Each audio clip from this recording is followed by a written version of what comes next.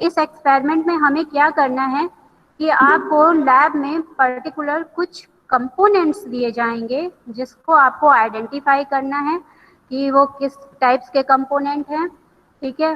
क्योंकि जब भी आप कोई भी सर्किट ड्रॉ करते हैं या डिज़ाइन करते हैं, तो जब तक आपको कंपोनेंट के बारे में पता नहीं है तब तक आप कोई भी सर्किट डिज़ाइन नहीं कर सकते।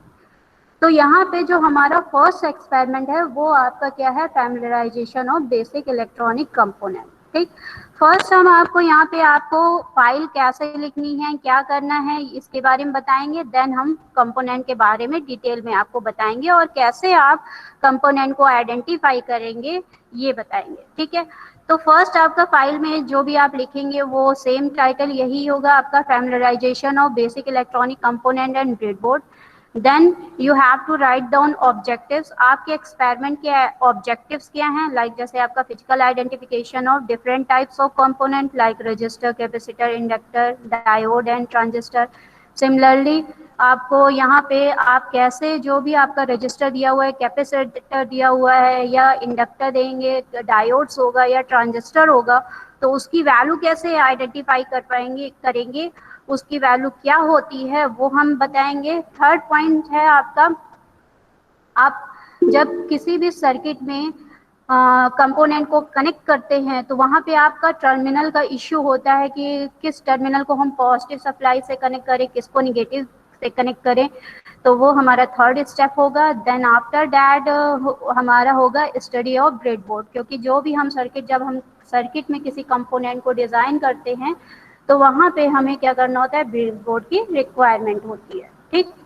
तो यही चीज़ आपकी रिक्वायरमेंट्स में, मतलब फर्स्ट आपका टाइटल हो गया, देन आपका ऑब्जेक्टिव्स हो गए एक्सपेरिमेंट के, उसके बाद आपका रिक्वायरमेंट्स है, आपको लैब में जो भी कंपोनेंट दिया जाए, लाइक आपका जैसे रजिस्टर, कैपेसिटर हो गया, डायोड हो गया, ट्रांजिस्टर हो गया, ब्रेडबोर्ड हो गया, ठीक है। तो ये आपकी रिक्वायरमेंट्स में आएगा। आफ्टर दैट आप प्रोसीजर लिखेंगे, उसके बाद आपका थ्योरी होगा। थ्योरी वही आपको थ्योरी जैसे आपका रजिस्टर आपको दिया हुआ है तो रजिस्टर क्या होता है, कितने टाइप्स के होते हैं, इसके बारे में आपको लिखना पड़ेगा।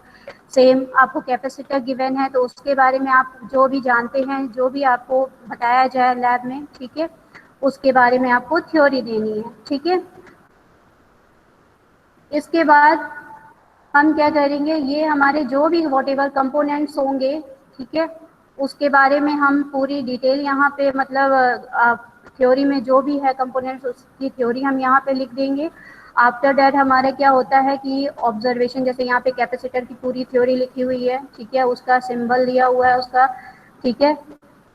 देन आपका यहाँ पे डिफरेंट टाइप्स के आपके कैपेसिटर गिवन है, ठीक है।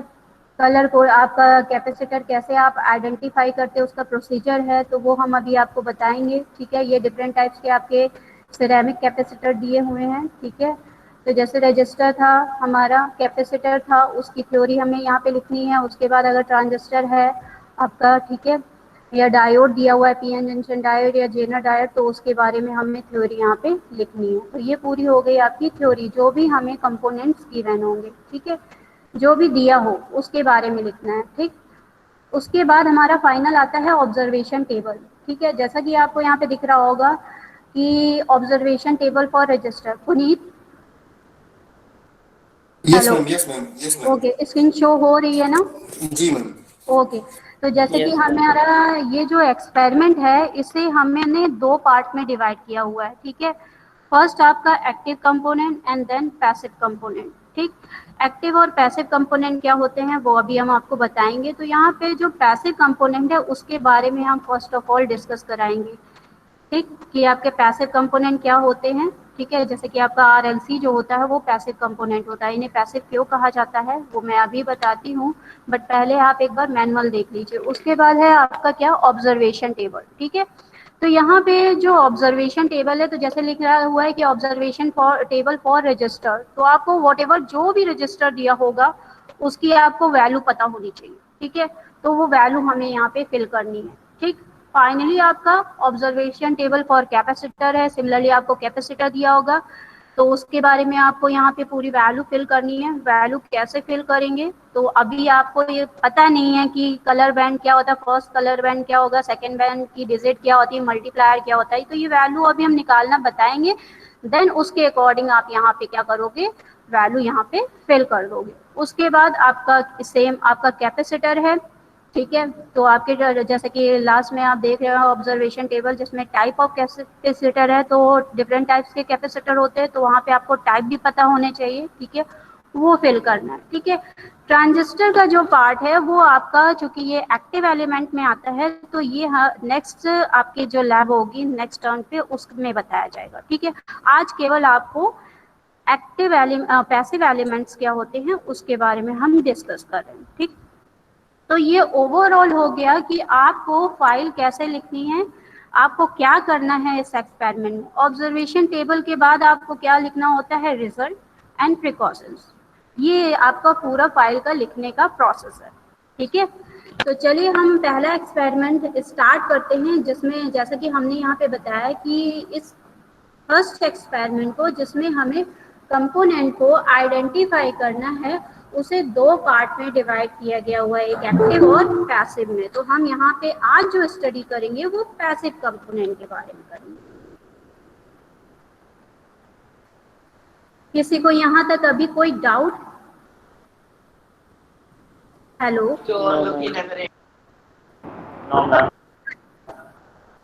हेलो मैम, आपकी वॉइस नहीं आ रही है सही से। अब आ रही है? जी मैम। ओके, हम ये पूछ रहे हैं जैसा कि मैंने आपको बताया कि आपका मैनुअल के बारे में, कि आपका कैसे आपको एक्सपेरिमेंट लिखना है, ठीक है। कोई प्रॉब्लम है तो आप पूछ सकते हैं, अदरवाइज आपका हम आगे बढ़ते हैं कि आपका पैसिव कंपोनेंट्स क्या होते हैं। Any doubt?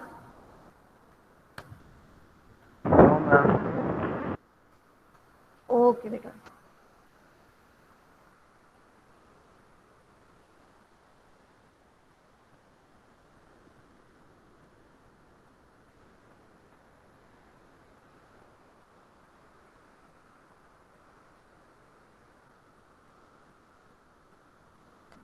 पुनीत, जी मैम। बेटा स्क्रीन शो हो रही है? जी मैम, शो हो रही है। ओके, तो जैसा कि हमारा पहला एक्सपेरिमेंट है फैमिलियराइजेशन ऑफ इलेक्ट्रॉनिक कंपोनेंट, तो हम यहाँ पे मैंने अभी बताया कि जो इलेक्ट्रॉनिक कंपोनेंट है उसे टू पार्ट्स में डिवाइड किया गया हुआ है, एक्टिव कंपोनेंट और पैसिव कंपोनेंट, ठीक है। पैसिव कंपोनेंट वो कंपोनेंट होते हैं, जैसे कि डेफिनेशन से क्लियर है, the component which receive energy or absorb energy and then either convert into a heat or store it in an electric charge or magnetic charge field is called as a passive component। General definition में हम ये कहना चाहें कि वो component, वो सभी component आपके पैसिव कंपोनेंट होते हैं जो एनर्जी को क्या कहते हैं, रिसीव करते हैं, या एनर्जी का क्या करते हैं, एब्जॉर्ब करते हैं। मतलब उनके थ्रू एनर्जी क्या होती है, जनरेट नहीं की जा सकती।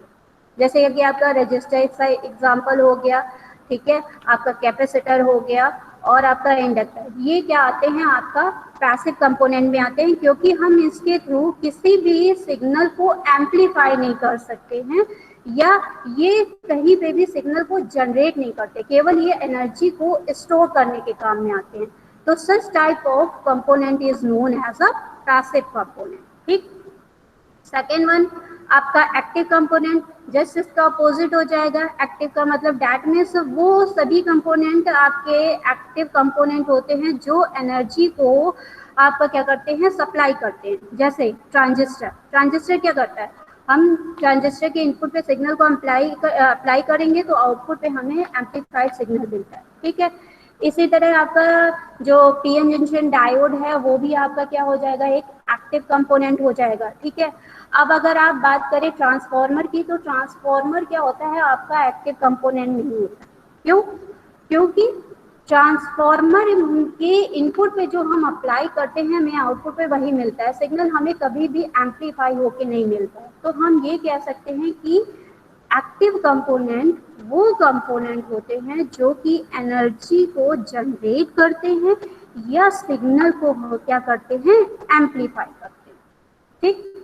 तो आपका एक्टिव कंपोनेंट का जैसा कि हमने एग्जांपल यहाँ पे बताया, आपका ट्रांजिस्टर हो गया, पीएन जंक्शन डायोड हो गया, ठीक है, गन डायोड हो गया, ये सब आपके क्या होते हैं, एक्टिव कंपोनेंट होते हैं। ठीक।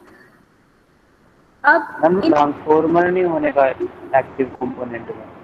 ट्रांसफॉर्मर बेटा एक्टिव कंपोनेंट नहीं होता, क्योंकि ट्रांसफॉर्मर कभी भी सिग्नल को जो भी स्टेप ट्रांसफॉर्मर और स्टेप अप स्टेप अप और स्टेप तो स्टेप डाउन अप का, स्टेप अप और स्टेप डाउन का मतलब ये होता है कि आपका सिग्नल को वो एम्पलीफाई, आपका जब भी आप ट्रांजिस्टर के प्राइमरी में अप्लाई करेंगे तो वो सिग्नल को केवल वहाँ पे क्या करेगा, एक तरह से सिग्नल को एम्पलीफाई तो कर देगा, बट वहाँ पे यहाँ पे ये सिग्नल को खुद से जनरेट नहीं करता, आपको कुछ ना कुछ इसमें क्या करना होता है, एक्सटर्नल इनपुट, आपका इनपुट आपकी रिक्वायरमेंट होती है। ठीक है, तो ये सिग्नल को कभी भी एम्पलीफाई होके नहीं देगा। ठीक। नेक्स्ट आपका जैसे कि आपका पैसिव कंपोनेंट है, हमें पैसिव कंपोनेंट के बारे में ही पढ़ना है। तो पैसिव कंपोनेंट हो गया जैसे कि आपका रजिस्टर हो गया। रजिस्टर क्या करता है, register is a component which restrict to flow of current. आप सभी लोग जानते हैं कि जब भी किसी रजिस्टर के थ्रू जब आपका करंट फ्लो होता है, उस रजिस्टर के थ्रू पास होता है, तो उस रजिस्टर के क्रॉस पर्टिकुलर कुछ वोल्टेज क्या हो जाता है, ड्रॉप हो जाता है। इसीलिए हम लोग क्या करते हैं, रजिस्टर का मतलब क्या है, आपको रिस्ट्रिक्ट करना करंट के फ्लो को। ठीक है, तो यहाँ पे आपका जो रजिस्टर है उसे वैसे तो कई टाइप्स के होते हैं, बट आपको केवल हम 2 टाइप्स के बताएंगे, जैसा कि आपका कार्बन कंपोजिशन रजिस्टर।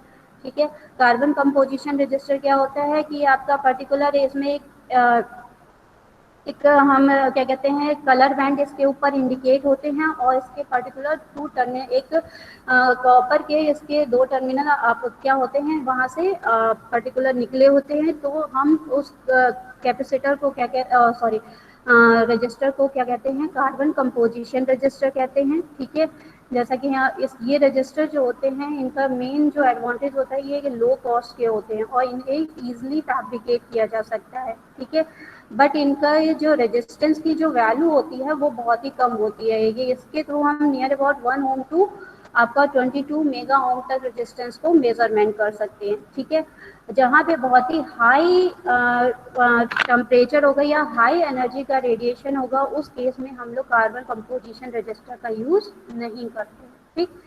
दूसरा होता है आपका जैसे कि थर्मिस्टर। जैसा कि थर्मिस्टर जैसा वर्ड से ही क्लियर है, थर्मल प्लस रजिस्टर, ब्रेक करें अगर आप इस वर्ड को, तो डैट मीन्स ये रजिस्टर, थर्मल का मतलब क्या है, एक तरह से टेम्परेचर। डैट मीन्स इस तरह के रजिस्टर जो थर्मिस्टर होता है उसका रेजिस्टेंस जो होता है वो टेम्परेचर के अकॉर्डिंग वैरी करता है। ठीक, तो ज़्यादातर आपका जो मोस्ट थर्मिस्टर होते हैं वो निगेटिव टेम्परेचर कोफिशिएंट होते हैं। उसका मतलब ये है कि आपका अगर टेम्परेचर का मैग्नीट्यूड हम बढ़ाते जाएं, क्योंकि ये टेम्परेचर डिपेंडेंट है। ठीक है, तो जैसे जैसे हम टेम्परेचर बढ़ाते जाएंगे रेजिस्टेंस इसका क्या होता जाएगा, डिक्रीज करता जाएगा। ठीक, तो that such type of register are known as आपका थर्मिस्टर। ठीक है, चूंकि ये किस पे डिपेंड करते हैं, आपका पर्टिकुलर टेम्परेचर पे। अब देखिए जो आपको लैब में जो रजिस्टर दिया जाएगा वो आपका कार्बन कंपोजिशन रजिस्टर होता है। ठीक है, तो हमें यहाँ पे जो कार्बन कंपोजिशन रजिस्टर है उसकी वैल्यू कैसे हम फाइंड आउट करेंगे। तो कार्बन कंपोजिशन जो रजिस्टर होता है उसके ऊपर पर्टिकुलर कुछ कलर बैंड्स इंडिकेट किए होते हैं। ठीक है, तो किसी भी रजिस्टर जो आपका कार्बन कंपोजिशन रजिस्टर है, अगर हमें उसकी वैल्यू फाइंड आउट करनी है तो उसके 2 मेथड होते हैं। एक तो आप मल्टीमीटर का यूज़ कर सकते हो, ठीक, और दूसरी टेक्निक होती है आपका कलर कोडिंग के थ्रू। अब सपोज करिए कि आप मल्टीमीटर हर जगह तो नहीं ले जा सकते हो, ठीक, तो उस केस में आपको कलर कोडिंग पता होनी चाहिए, क्योंकि आपको कभी भी कोई रजिस्टर दे दिया और आपसे पूछा कि इसका रेजिस्टेंस बताइए, तो आपको वहाँ पे अगर आपके पास मल्टीमीटर नहीं है तो आपको कलर कोडिंग के थ्रू उस रेजिस्टेंस की वैल्यू कैसे निकालते हैं वो आपको आना चाहिए। ठीक है, तो यहाँ पे आपका जो कार्बन कंपोजिशन रजिस्टर दिया हुआ है उसके बारे में हम कैसे उसकी वैल्यू निकालेंगे उसके बारे में यहाँ पे पर्टिकुलर मैंने यहाँ पे डिस्कस किया हुआ है। जैसे कि आप सामने देख रहे होंगे कि यहाँ पे एक मैंने रजिस्टर लिया हुआ है और ये 4 बैंड का रजिस्टर है, 4 कलर बैंड इसके ऊपर इंडिकेट है। ठीक, बैंड आपके 5 भी हो सकते हैं, मैक्सिमम वैसे 6 बैंड होते हैं। ठीक है, और ज़्यादातर जो आपका कार्बन कंपोजिशन जो रजिस्टर यूज़ किया जाता है वो आपका 4 बैंड का ही यूज़ किया जाता है।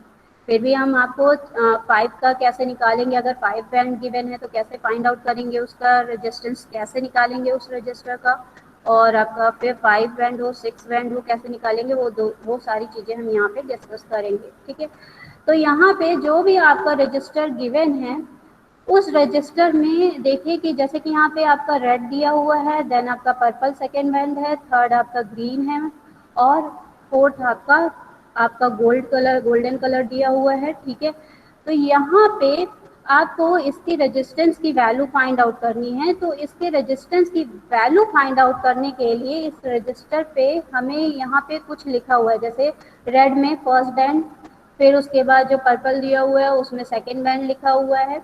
ठीक है, और थर्ड हम देखिए जो ग्रीन कलर का बैंड है वहाँ पे मल्टीप्लायर लिया हुआ है, और फोर्थ बैंड आपका क्या है, टॉलरेंस को रिप्रेजेंट कर रहा है। इसका मतलब क्या है, तो उसके लिए हमें यहाँ पे कलर कोडिंग जो होती है रजिस्टर की उसकी वैल्यू हमें यहाँ पे इस टेबल के थ्रू हम उसकी वैल्यू, उस रेजिस्टेंस की वैल्यू फाइंड आउट करते हैं।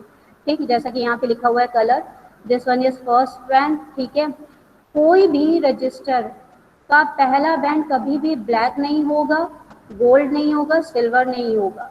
ठीक है, ये इससे कभी भी कोई भी बैंड स्टार्ट नहीं होगा।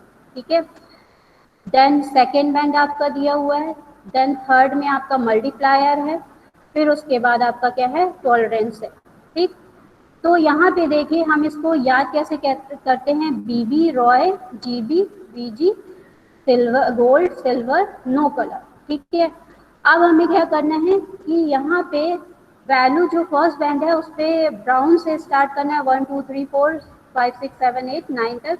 ठीक है, और वॉट एवर जो भी वैल्यू आपकी है उस पर हमें यहाँ पे सेकेंड बैंड में सेम आपका नंबर रहेगा, आपका 1 2 3 4 5 6 7 8 9। देन जो भी वैल्यू आएगी मल्टीप्लायर, दैट मीन्स जो सेकेंड वैल्यू यहाँ पे गिवन है उसकी जस्ट आपका क्या हो जाएगा, यहाँ पे पावर हम क्या कर देंगे, रेज कर देंगे। ठीक है, तो ब्राउन जैसे यहाँ पे दिया हुआ है तो 10 टू द पावर क्या हो जाएगा, 10। यहाँ पे ब्लैक के केस में कोई भी सेकेंड बैंड में 0 लिखा हुआ है तो 10 टू द पावर 0 की वैल्यू क्या हो जाएगी आपकी, 1। ठीक, तो इस तरह हम क्या करते हैं कि इसका इस टेबल का यूज करके हम क्या करते हैं, जो भी हमें रेजिस्टेंस गिवन है उसकी रजिस्टर गिवन है हम उसकी वैल्यू फाइंड आउट करते हैं। ठीक है, तो जैसा कि colour codes of band A यहाँ पे पूरा लिखा हुआ है, band A for, then band B, C, D. ठीक है, टॉलरेंस को रिप्रेजेंट करेगा। तो यहाँ पे देखिए वैल्यू एग्जांपल में गिवन है कि रजिस्टर विद बैंड्स, जैसा कि ऊपर दिया हुआ था yellow, violet, red and gold हमें दिया हुआ था, ये जो बैंड था दिस वन। ठीक है, हमें इसका रेजिस्टेंस निकालना है। तो देखिए रेड पहला कलर आपका क्या है, यहाँ पे सॉरी दिस वन आपका, जैसे हमने कोई दूसरा यहाँ पे एग्जांपल ले लिया हुआ है कि इसमें मैंने एक ऐसा लिया हुआ है रजिस्टर जिसमें येलो इंडिकेट है, वॉयलेट है, रेड है एंड गोल्ड है। ठीक है, तो हम देखें मेरा फर्स्ट कलर अगर येलो है तो येलो के लिए फर्स्ट जो आपकी वैल्यू है वो क्या शो कर रहा है टेबल में, 4। ठीक, तो यहाँ पे हो गया आपका 4। सेकेंड डिजिट देखिए आपका सेकेंड कौन सा बैंड का कलर कौन सा है, वॉयलेट, तो वॉयलेट के लिए मैंने देखा टेबल में क्या हो गया, 7। मतलब आपको पहले 2 बैंड की जो सिग्निफिकेंट डिजिट है उसे आपको एज इट इज लिखना है। ठीक है, थर्ड जो कलर होगा उसमें उसका जो भी करस्पॉन्डिंग कलर का मल्टीप्लायर होगा उससे हम क्या करेंगे, मल्टीप्लाई करेंगे। तो देखिए हमारा थर्ड जो हमने यहाँ पे क्या लिया हुआ है, रेड, तो रेड के केस में मल्टीप्लायर की वैल्यू क्या है, 10 to the power 2। That means आपका क्या हो गया, 100 हो गया। ठीक है, तो यहाँ पे आपका अगर इसकी हम फाइनल जो है लास्ट कलर हमने क्या लिया हुआ है, गोल्ड। गोल्ड के केस में आपका क्या है, फिफ्थ जो फोर्थ कलर होता है उसकी वैल्यू हम क्या करते हैं, टॉलरेंस लेते हैं। टॉलरेंस का मतलब ये होता है कि यहाँ पे ±5% होगा, ±10 एंड ±, नो कलर है तो 20%। ठीक है, मतलब इस रजिस्टर की वैल्यू आप जो भी, जैसे इसमें हमने जब इसकी वैल्यू निकाली तो हमारा वैल्यू हमने टॉलरेंस अभी कंसीडर नहीं किया हुआ है, हमने केवल 3 डिजिट यहाँ पे कलर के जो लिया हुआ है उसके थ्रू हमने वैल्यू निकाली है, 4700 ओम्स आ गया। अभी मैंने टॉलरेंस नहीं लिया हुआ है। फोर्थ कलर में गोल्ड शो कर रहा है तो उसके लिए हमने टॉलरेंस क्या लिया हुआ है, ±5%। तो ये 4700 जो ओम होगा उसमें हम ±5% कर देंगे, तो आपके जो रजिस्टर की वैल्यू जो लाई करेगी वो 4465 टू 4935 ओम्स के नियर अबाउट आएगी। मतलब इसके बीच में ये रजिस्टर सबका शो करेगा, इसके बीच में आप इसकी वैल्यू भी यूज कर सकते हैं, या ये रजिस्टर 4465 और 4935 ओम्स के रजिस्टर का आप यहाँ पे यूज कर सकते हैं, जो भी आपका रजिस्टर गिवन है। ठीक, तो ये हो गया हम कैसे आपका, अगर 4 बैंड्स गिवन है तो हम फर्स्ट बैंड सेकेंड बैंड की सिग्निफिकेंट बिट जो भी उसकी डिजिट है वो लेंगे, थर्ड जो कलर होगा उसका multiply that means 10 to the power whatever जो भी कलर हो उसकी पावर लगा देंगे। देन फोर्थ कलर में हम टॉलरेंस लेते हैं। ठीक है, अगर नो कलर है फोर्थ में तो उस केस में हम क्या कर देंगे, ±20% टॉलरेंस ले लेंगे। अब अगर सपोज करिए आपके पास 5 बैंड है, तब आप क्या करेंगे, तो कोई भी प्रॉब्लम नहीं है, आप क्या करिए फर्स्ट बैंड सेकेंड बैंड और थर्ड बैंड की डिजिट आप ले लीजिए, फोर्थ बैंड आपका मल्टीप्लायर हो जाएगा और फिफ्थ आपका क्या हो जाएगा, टॉलरेंस हो जाएगा। ठीक है, तो इस तरह हम क्या करते हैं, जो भी आपका रेजिस्टेंस होता है कलर कोडिंग के थ्रू हम उस रजिस्टर की रेजिस्टेंस की वैल्यू फाइंड आउट कर लेते हैं। ठीक, यहाँ तक किसी को कोई doubt? No ma'am. Okay, next है आपका कैपेसिटर। ठीक है, कैपेसिटर क्या होता है, किसी को पता है? Can store charge.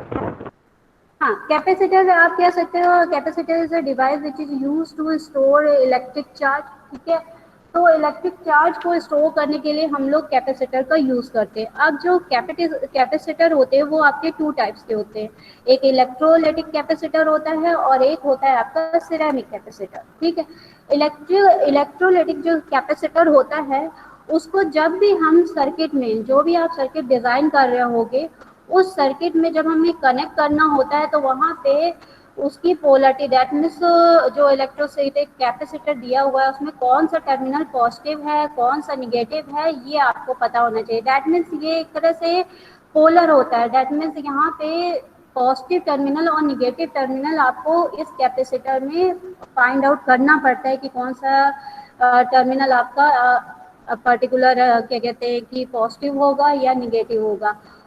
तो यहाँ पे this one is the definition, और ये आपका जैसा कि फिगर में मैंने शो किया हुआ है कि ये आपका इलेक्ट्रोलाइटिक कैपेसिटर शो किया गया हुआ है। ठीक है, तो अगर आपको लैब में कैपेसिटर दे दिया जाए तो वैसे तो मेथड होता है कि आपको अगर शॉप से आप कैपेसिटर खरीद के परचेज करके लाओगे तो उसका एक टर्मिनल बड़ा होता है और एक टर्मिनल छोटा होता है, मतलब 2 टर्मिनल होता है। ठीक है, तो इसमें जो बड़ा वाला टर्मिनल होता है वो पॉजिटिव होता है और छोटा निगेटिव होता है, बट ये जर्नल वे नहीं होता है कैपेसिटर को आइडेंटिफाई करने का। ठीक है, कि हम कैसे उसके पॉजिटिव और निगेटिव टर्मिनल को आइडेंटिफाई करेंगे, तो उसके लिए बेस्ट मेथड ये होता है कि आपको जो भी कैपेसिटर गिवन हो उसको आप देखिए तो उसके ऊपर क्या होती है, एक एरो की स्ट्रिप, जैसा कि आपको फिगर में भी दिख रहा होगा, यहाँ पे एक एरो दिख रहा है और उसमें माइनस साइन इंडिकेट है। ठीक है, तो ये जो माइनस साइन इंडिकेट है उसके साइड वाला जो टर्मिनल होगा वो आपका निगेटिव हो जाएगा, सेकेंड वाला आपका क्या हो जाएगा, पॉजिटिव हो जाएगा। ठीक, तो इस तरह हम, और इस कैपेसिटर के ऊपर इसका जो भी कैपेसिटेंस होता है वो लिखा होता है, जैसे कि यहाँ पे लिखा हुआ है, जो ब्लू कलर का मुझे शो का हो रहा है वो कितने आपका है, 10 माइक्रोफैरेड का ये कैपेसिटर है। ठीक है, तो इस कैपेसिटर को जब आप कनेक्ट करेंगे तो ये पोलर होता है, तो इस केस में आपको ये पता होना चाहिए कि कौन सा इसका पॉजिटिव टर्मिनल है कौन सा निगेटिव टर्मिनल है। ठीक है, नेक्स्ट सेकेंड जो कैपेसिटर होता है दैट इज सिरेमिक कैपेसिटर।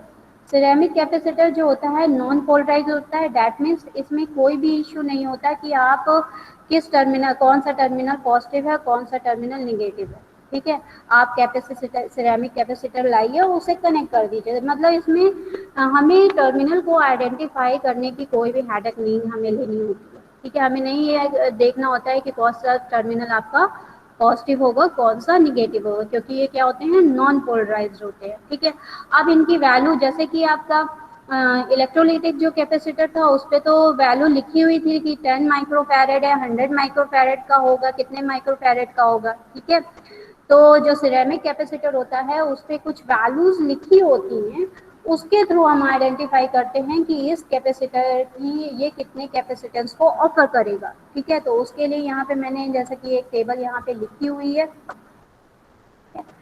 तो यहाँ पे जैसा कि आप टेबल में देख रहे होंगे कि मार्किंग लिखा हुआ है और कैपेसिटेंस लिखा हुआ है। आपको कैपेसिटर के ऊपर एक नंबर लिखा होगा, जैसे कि इसमें लिखा हुआ है 101। ठीक, अगर कैपेसिटर में 3 डिजिट नंबर लिखा हुआ है और कोई लेटर नहीं है, ध्यान से सुनिएगा, कोई अल्फाबेट मैंने यूज नहीं किया हुआ है, केवल 3 बिट आपका 3 डिजिट का यहाँ पे नंबर लिखा हुआ है, तो उसकी वैल्यू कैसे निकालेंगे। जब मार्किंग में आप देखिए फर्स्ट वन जैसे लिखा हुआ है 101। ठीक, तो हमें ये बताना है ये कितने कैपेसिटेंस को ऑफर करेगा। तो इसकी कैपेसिटेंस को की वैल्यू को फाइंड आउट करने के लिए हम क्या करेंगे, फर्स्ट 2 डिजिट लेंगे। ठीक है, 10 होगी, देन 10 टू द पावर जो थर्ड डिजिट है इसकी लेफ्ट हैंड साइड में, उसकी पावर जो भी वो डिजिट लिखी होगी उसकी पावर चढ़ा देंगे। तो क्या हो जाएगा, जैसे 101 का मुझे वैल्यू फाइंड आउट करना है, तो क्या हो जाएगा, फर्स्ट 2 डिजिट मेरी 10 हो गई, मैं लेफ्ट हैंड साइड से ले रही हूँ। ठीक है, और राइट हैंड साइड में जो डिजिट होगी थर्ड डिजिट, उसकी आपको क्या करना है, 10 टू द पावर के फॉर्म में उसे लिखना है। तो इसकी वैल्यू क्या हो जाएगी, 100 पिकोफैरेड। ठीक, नेक्स्ट जैसे एक और एग्जांपल ले लेते हैं, जैसे 221 लिखा हुआ है, तो 221 अगर हमें वैल्यू फाइंड आउट करना है तो कैसे निकालेंगे, फर्स्ट 2 डिजिट हो जाएगी आपकी 22 into 10 to the power, third digit हमारी क्या है 1। ठीक, तो क्या हो जाएगा 220 पिकोफैरेड। किसी को कोई दिक्कत इतने में? Hello, no ma'am. ओके, ठीक है। इसी तरह आपका 471 लिखा हुआ है 3, अभी मैंने केवल 3 डिजिट की ही बात कर रही हूँ, तो यहाँ पे क्या हो जाएगा 447 इंटू 10 टू द पावर आप 1 कर देंगे तो 470 पिकोफैरेड का ये क्या हो जाएगा, ये कैपेसिटेंस को ऑफर करेगा। ठीक है, अब इसी तरह थर्ड डिजिट मैंने काफ़ी हद तक कई एग्जांपल लिए हुए हैं। ठीक है, उसके बाद नेक्स्ट हम आ जाते हैं कुछ डिफरेंट, जैसे आपका कहीं पे लिखा हुआ है 2K2, मतलब जरूरी थोड़ी ना हमेशा हमें 471 या 3 डिजिट के नंबर ही गिवन हो। ठीक है, इस तरह भी वैल्यू दे सकता है। तो अगर कैपेसिटर जो सिरेमिक कैपेसिटर है उसके ऊपर अगर इस तरह का कुछ वैल्यू लिखा हुआ है कि आपका 2K, मतलब कि हमने 2 नंबर के बीच में एक कोई अल्फाबेट यूज किया हुआ है, तो कोई भी प्रॉब्लम नहीं है, बस आपको क्या करना है, उस लेटर को हटाना है। 2.2 किलो आपका क्या हो जाएगा, पिको फैरेड इसकी वैल्यू हो जाएगी। ठीक, इसी तरह नेक्स्ट है आपका 10K दिया हुआ है तो डॉट लगाना ही नहीं है आपको, आपका 10 किलो पिको फैरेड हो जाएगा। ठीक है, नेक्स्ट आपका अगर केवल सिंगल नंबर है और डेसिमल में दिया हुआ है तो जो भी उसकी वैल्यू उस पर इंडिकेट होगी वो उसकी वैल्यू को किस में मेजरमेंट करने लगेगा, माइक्रो में, जैसे 0.1, 0.33, 0.333, 0.222, तो ये क्या हो जाएगा 0.222 आपका क्या हो जाएगा 0.22, जो भी वॉटेवर डिजिट लिखे बस। अब ये पिको फैरेड में मेजरमेंट ना करके किस में मेजरमेंट करेगा, आपका माइक्रो फैरेड में। ठीक है, नेक्स्ट एक एग्जाम्पल यहाँ पे और है आपका, जैसे आपका 6.8 दिया हुआ है तो वो भी आपका 6.8 आप एज इट इज लिख देंगे। ठीक है, पिको फैरेड में अब मेजरमेंट होगा। देन अगर आपका सपोज करिए किसी कैपेसिटर के ऊपर आपका कोई नंबर लिखा हुआ है और इफ जो जो थर्ड नंबर है कैपेसिटर पे वो क्या है 0 है, ठीक, जैसे कि 100। ठीक, तो यहाँ पे अगर 0 है तो उस केस में हमें क्या करना होता है, उसे एज इट इज ही लिख के बस उस वो वैल्यू जो मेजरमेंट करेगा वो पिको फैरेड में ही करेगा। जैसे अभी तक हम क्या कर रहे थे, हमें कोई कैपेसिटर 3 डिजिट में दिया था, जैसे 104 दे रहा था, तो हम क्या कर रहे थे, पहली 2 डिजिट ले रहे थे 10, फिर multiply by 10 to the power third digit की पावर, जो भी थर्ड डिजिट है उतनी ही पावर 10 के फॉर्म में हम लगा दे रहे थे, ठीक। बट ऐसा भी तो हो सकता है कि आपके वो नंबर तो 3 डिजिट का दिया हुआ है, बट जो लास्ट नंबर है वो आपका 0 है, दैट मीन्स जो थर्ड डिजिट है वो 0 शो कर रहा है। तो उस केस में आपको क्या करना है, कुछ भी नहीं करना है, बस आपको जो भी वैल्यू, जैसे 100 लिखा हुआ है तो आपको 100 लिख देना है, बस पिको फैराड होगा, ठीक। इसी तरह जैसे कि आप 220 देखिए तो उसकी भी थर्ड डिजिट क्या है आपकी 0 है, तो वो क्या हो जाएगा 220 पिको फैराड हो जाएगा, ठीक। इसी तरह 4 डिजिट का मैंने लिया हुआ है तो वो एज इट इज आपका पिको फैराड। दैट मीन जो सिरेमिक कैपेसिटर होता है वो बहुत ही लो कैपेसिटेंस की वैल्यू को मेजर करता है, मतलब इसकी वैल्यू मोस्टली आपका पिको फैराड या आपकी माइक्रो फैराड में ही रहती है, ठीक है। तो ये होता है आपका सिरेमिक कैपेसिटर। आपको लैब में दिया जाएगा तो उस वक्त आपको उस पर कोई नंबर लिखा होगा, जो भी नंबर लिखा हो उस नंबर के अकॉर्डिंग आपको उसके कैपेसिटेंस की वैल्यू फाइंड आउट करनी, और ये नॉन पोलराइज होता है, ठीक है। अब जो लास्ट में जो हमें नंबर दिया हुआ है वो देखिए हमारा दिया हुआ है 4700K। अगर अल्फाबेट लिखा हुआ है लास्ट में तब हम क्या करेंगे, और 4 डिजिट का है, ठीक। तो उस केस में कुछ भी नहीं है, जो लास्ट आपको जो कैपेसिटर दिया हुआ है वो वैल्यू आपको उसके कैपेसिटेंस लिख देना है, और प्लस माइनस जो लास्ट वाला जो लेटर होता है वो क्या करता है, वो टॉलरेंस को शो करता है, ठीक। तो हमें टॉलरेंस कैसे पता चलेगा, जैसे अभी मैंने रजिस्टर के केस में क्या किया था, अगर गोल्ड सिल्वर या नो कलर होता था तो वहाँ पे उसका टॉलरेंस जो भी वॉटेवर वो टॉलरेंस को ऑफर करता था वो उतना ही परसेंट हम क्या कर देते थे, प्लस माइनस कर देते थे। तो वहाँ पे 3 ही थे टॉलरेंस, तो हमें पता था। बट यहाँ पे आपको टॉलरेंस कई आपके लेटर्स यूज किए गए हुए हैं, कोई भी अल्फाबेट अगर दिया गया होगा तो उसके करस्पॉन्डिंग वो जो भी टॉलरेंस ऑफर कर रहा होगा आपको पहले कैपेसिटेंस की वैल्यू निकालनी है, प्लस माइनस करके अगर अल्फाबेट गिवन है तो उसका टॉलरेंस आपको प्लस माइनस कर देना है, जो भी वो टॉलरेंस वो अल्फाबेट जो भी टॉलरेंस ऑफर कर रहा होगा। जैसे यहाँ पे मैंने टॉलरेंस दिया हुआ है, जब मैंने यहाँ पे टॉलरेंस कितना किया हुआ है, के लिए प्लस माइनस 10% की किया हुआ है। अब देखती हूँ मैं 10 के लिए देते हैं कि नहीं, ये देखिए के लिए करस्पॉन्डिंग टॉलरेंस कितना है, प्लस माइनस 10%, ठीक। तो ये था आज का आपका क्या कहते हैं कि एक्टिव जो पैसिव जो कंपोनेंट है उसके बारे में, आपको जो लैब में जो कंपोनेंट दिए जाएंगे वो कैसे आप कनेक्ट करेंगे, कैसे आप टर्मिनल को आइडेंटिफाई करेंगे, ठीक है। कौन सा कैपेसिटेंस की कितनी वैल्यू होती है, कौन सा रजिस्टर कैसा है, कैसे वैल्यू आप आइडेंटिफाई करके आप टेबल में फिल करेंगे, ये इसके बारे में मैंने आज आपको यहाँ पे बताया हुआ है।